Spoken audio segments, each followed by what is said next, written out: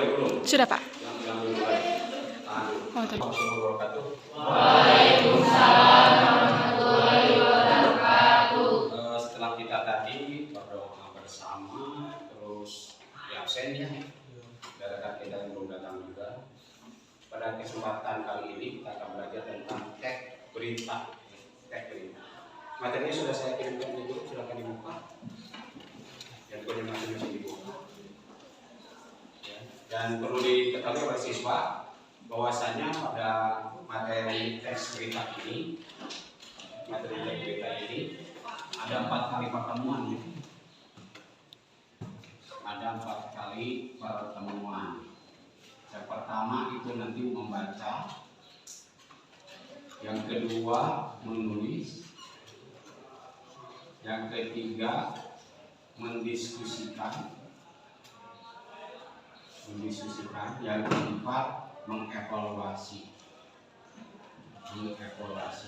Nah, ini untuk membaca 2 jam pelajaran, menulis juga 2 jam pelajaran, mendiskusikan 2 jam pelajaran, mengevaluasi 2 jam pelajaran. Yang untuk membaca ini, hari ini kita akan belajar membaca teks berita ya. Dan karena hari ini 3 jam pelajaran, yang 2 jam untuk membaca, yang sisanya yang 1 jam lagi nanti untuk menulis. Menulisnya ini persiapan untuk menghadapi mendiskusikan materi teks berita. Jadi ada 1 jam nanti untuk digunakan untuk menulis atau mencari materi bahan untuk diskusi. Dan terakhir nanti pada pertemuan minggu yang akan datang ada diskusinya minggu yang akan datang. Jadi hari ini harus sudah selesai materi. Dan nanti pada minggu akan datang seluruh kelompok kalau bisa tampil untuk menyampaikan hasil diskusi kelompok. Selanjutnya pada minggu yang akan datangnya lagi akan ada evaluasi. Evaluasinya adalah membacakan teks berita. Teks berita yang sudah saya kirimkan tadi. Teks beritanya di situ bercampur antara bahasa Indonesia, ada bahasa Inggrisnya juga. Ya, supaya nanti tantangan membaca beritanya jadi anak lebih banyak berlatih gitu ya. Namun sebelum sampai ke itu lebih dahulu sudah dikirimkan tadi cara membaca berita yang baik dan benar. Coba perhatikan di situ. Nomor 1 adalah penggunaan intonasi yang jelas. Ada yang tahu apa intonasi? Apa itu intonasi? Baik, lupa nampaknya ya, padahal ingat padahal tahu gitu ya, tapi lupa ya. Intonasi itu adalah penekanan pada kata. Maksudnya penekanan pada kata itu nanti ada kata yang dibaca lebih kuat, suaranya lebih nyaring, lebih tinggi. Ada juga intonasi mendatar, ada intonasi menurun, tergantung konteks kalimat beritanya itu sendiri. Jadi kita tidak bisa memaksakan bahwa di teks berita itu sedianya dibaca kuat, tetapi karena kita ingin menurun atau mendatar dibaca saja seperti itu, maka itu kok intonasinya tidak benar. Jadi perhatikan intonasi pada saat kita membaca teks berita. Begitupun pada saat kita menemukan tanda baca koma pada teks berita, di situ kita intonasinya dinaikkan, sedikit dinaikkan, berhenti sebentar, dan kembali lagi ke intonasi awal.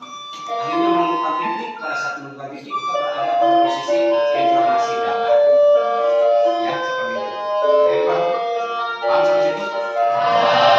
Jadi intonasi itu ada intonasi tinggi, intonasi datar, intonasi turun. Tergantung daripada konteks kalimat teks beritanya. Ya. Yang kedua, memperhatikan artikulasi. Apa itu artikulasi? Artikulasi itu adalah pelafalan, pengucapan. Jadi kalau mengucapkan A kedengaran A, mengucapkan B kedengaran B. Jadi jangan sampai terjadi mengucapkan B tapi kedengaran E. Ini akan menimbulkan ambiguitas. Apa itu ambiguitas? Ambiguitas itu adalah satu kalimat memiliki makna ganda, maknanya lebih dari satu. Sebab bagaimanapun juga telinga kita akan mendengar E pada saat orang yang melafalkan atau mengartikulasikan huruf E itu tidak benar. Jadi kedengaran seperti E. Kalau sudah jadi E, maka berarti kalimat itu menjadi terdengar oleh kita jadi beda dengan apa yang disampaikan oleh si baca berita dengan apa yang kita dengar. Akhirnya ambiguitas terjadi. Alias nanti kalimat berita tersebut akan terdengar oleh kita berbeda, maka kalimat tersebut akan memiliki makna ganda. Jika ada dua orang mendengarkan artikulasi tadi, artikulasi atau pelafalan B tadi, maka dengan sini si A dan si B itu memiliki makna yang berbeda. Disitulah letak ambiguitasnya. Yang kedua ya, sampai situ juga paham? Terima kasih. Yang ketiga, memperhatikan volume suara. Jadi di dalam baca berita itu perhatikan volume suara. Jadi pada saat kita ada berita tentang kebakaran, tentu volume suaranya lebih ditinggikan. Volume suaranya lebih ditinggikan. Pada saat ada orang yang meninggal, berita meninggal dunia, suaranya itu direndahkan. Begitu ya? Itu juga suara penting, menunjukkan bahwa adanya kesesuaian antara suara dengan teks berita yang ada. Selanjutnya yang keempat, penggunaan irama dalam membaca berita. Irama itu ketukan. Jadi baca berita pun ada ketukannya. Jadi jangan sampai satu berita itu sebagian dibaca cepat, sebagian dibaca lambat. Itu tidak boleh. Jadi kalau satu berita itu misalnya tentang beritanya kematian atau meninggal dunia, maka dibacanya lambat dari awal sampai akhir. Ketukannya sama, walaupun tidak ada ketukan pasti 3/4, 4/4 tidak ada begitu. Kalau ini kan seperti itu ya. Sementara kalau dalam berita itu tidak seperti itu, tapi kita mengatur irama sendiri. Ya, mengatur antara kata yang satu dengan kata yang lain, dibacanya senantiasa harus ada irama yang menentu atau sama iramanya. Dan jika dengan teks berita yang lain tentu akan bisa berbeda. Kalau teks berita ini, kalau misalnya kebakaran, maka mungkin iramanya lebih dipercepat. Iramanya dipercepat karena ini beritanya kebakaran misalnya.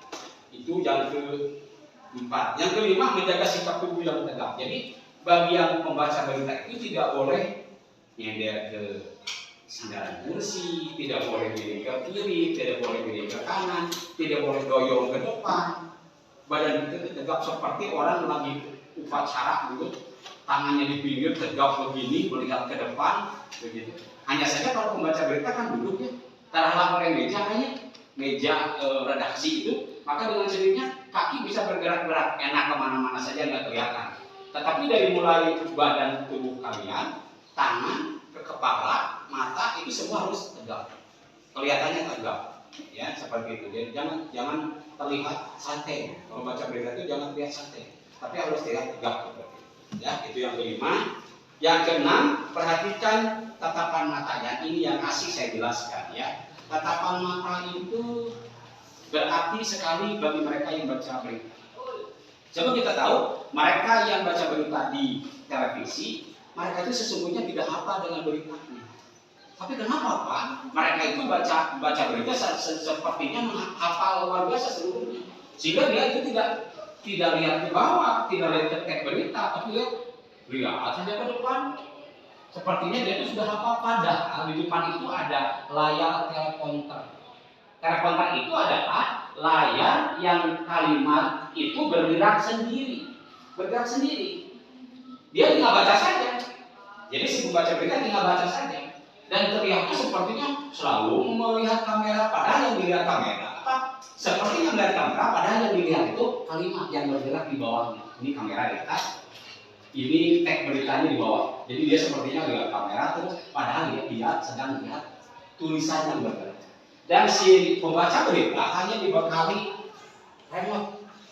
Remote ini terlalu gede ya, 3/4 dari ini ada remote. Remote itu untuk mengoperasikan berita pertama dia pijit, pindah ke berita kedua dia pijit. Ya, begitupun kalau mau iklan berita kebakaran akan disampaikan setelah jeda berikut ini. Itu sudah ada di teleprompter. Dengan sendirinya diatur seperti itu. Jadi ini berguna untuk mengatur jalannya berita. Jadi mereka yang berita di televisi adalah mereka yang menggunakan remote tanpa menghafal sedikit. Nah untuk kita perhatikan tatapan mata. Jadi misalnya ini teks berita nih, kita harus tegak nih, lihat ke depan.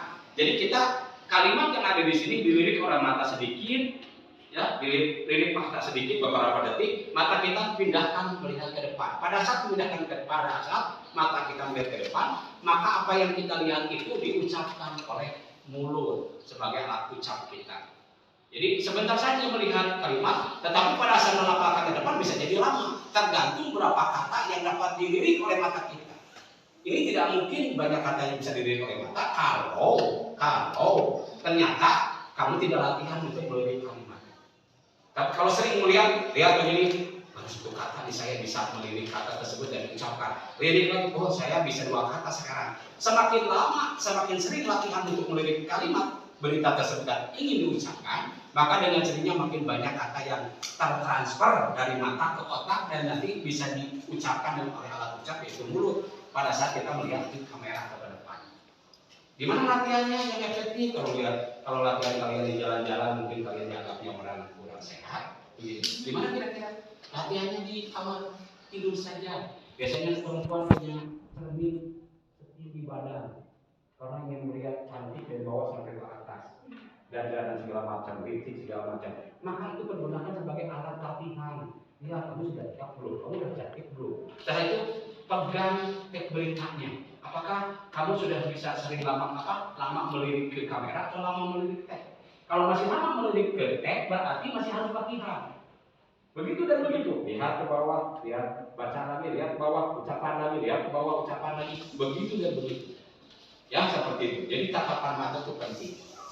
Selanjutnya yang ke-7, penyesuaian konteks. Ini penyesuaian konteks yang dimaksud adalah jika beritanya itu menyedihkan, meninggal dunia atau mungkin ada kebakaran, perang sekarang Israel dengan Palestina beneran itu, membacakan berita tentang itu, maka tentu mimik raut muka kita itu harus kelihatannya sedang galau, sedang ada masalah besar begitu. Kelihatan mukanya itu kelihatan. Di samping ucapannya atau kalimat yang disampaikan beritanya, juga mimik muka pun harus kelihatan galau atau kelihatan lagi ada masalah.